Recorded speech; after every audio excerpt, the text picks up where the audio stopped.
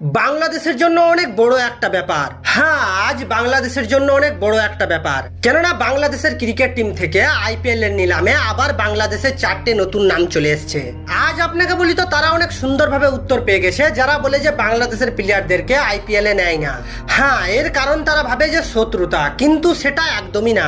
হ্যাঁ, এর কারণটা আপনি একটু বোঝার চেষ্টা করুন, আর আমি আপনার কাছে রিকোয়েস্ট করছি যে আপনি এর কারণটা খারাপ মাইন্ডে নেবেন না। হ্যাঁ, একটা কথা আপনি ভালোভাবে ভেবে দেখুন যে ক্রিকেটকে প্রসঙ্গ করে কি জন্য ভারত বাংলাদেশের হিংসা করবে। কারণ এটা সবাই জানে যে ভারত অনেক এগিয়ে আছে বাংলাদেশের থেকে, তাই তারা পিছন ঘুরে কখনো বাংলাদেশকে দেখে না।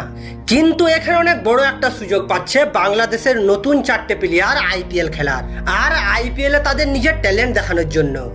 আর হ্যাঁ, এখানে অনেক বড় একটা ব্যাপার যে যদি বাংলাদেশের প্লেয়াররা আইপিএল খেলে, তাহলে আমি আপনাকে গ্যারেন্টি দিতে পারি যে তারা আইপিএল খেলে যে এক্সপিরিয়েন্স আনবে, সেই এক্সপিরিয়েন্স নিয়ে বাংলাদেশের টিমে অনেক বড় প্লেয়ার হবে। হ্যাঁ, এটা সত্যি, কারণ আপনারা সবাই জানেন যে আইপিএল হচ্ছে বিশ্বের সেরা লিগ, আর যেখানে আমাদের বাংলাদেশের প্লেয়াররা সেখানে খেলবে এবং অনেক বড় বড় প্লেয়ারদের থেকে এক্সপিরিয়েন্স নেবে, তাদের কাছে কিছু শিখবে এবং আইপিএল এর টিমের কোচের থেকে অনেক কিছু শিখবে।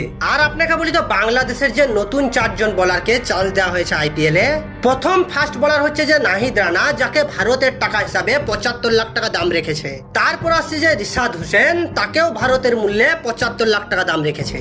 তারপর আসছে যে তানজিদ হাসান সাকিব, তাকেও ভারতের টাকায় 75 লক্ষ টাকা দাম রেখেছে। আর লাস্ট হচ্ছে যে শরীফুল ইসলাম, তাকেও সেই সেম প্রাইস ভারতের টাকায় 75 লক্ষ টাকা দাম রেখেছে। আর আপনি যদি বলার ছেড়ে ব্যাটিং এর দিকে দেখতে যান, তাহলে আপনাকে অনেক খারাপ লাগবে, কারণ আপনি ব্যাটিং এর জন্য বাংলাদেশের টিমের কার নাম করবেন? লিটন দাস, ইয়ার অ্যাবসলিউটলি ফ্লপ। তাছাড়া জাকির আলী, আচ্ছা আপনি এর একটা তাগড়া ইনিংস দেখান। আশা করি আমি তো একটাই দেখেছি আর আপনারা সেটাই দেখেছেন। এই বছর মার্চ মাসে শ্রীলঙ্কার বিরুদ্ধে শ্রীলঙ্কার টিম সিলেট এসেছিল, আর প্রথম টি20তে জাকির হোসেন 34 বলে 68 রান করে এবং 200 স্ট্রাইক রেটে। তাছাড়া তার কোথাও কোনো রকম কোনো ভালো ইনিংস খুঁজে পাওয়া যায়নি। তাহলে আপনি কোন যোগ্যতায় ভাবেন যে সে আইপিএল খেলার যোগ্য রাখে? ব্যাটিং এর দিকে দেখলে পরে বাংলাদেশের টিমের মধ্যে একটাই ব্যাটসম্যান আছে, সেটা হচ্ছে যে মোহাম্মদুল্লাহ। হ্যাঁ, একটাই প্লেয়ার বাংলাদেশের বুকে যে আইপিএল খেলার যোগ্য রাখে এই জেনারেশনে। তাছাড়া আর কেউ চোখে পড়ছে না টি20 ফরম্যাটে বাংলাদেশের টিমে তাগড়া ব্যাটিং করার মতো ব্যাটসম্যান।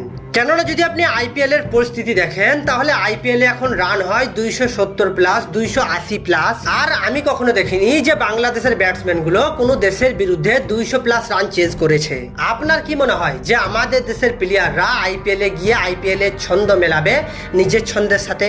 আপনাকে বলি তো আপনি সত্যিটা মেনে নিন, আপনি সত্যিটা অ্যাকসেপ্ট করুন যে একদমই না।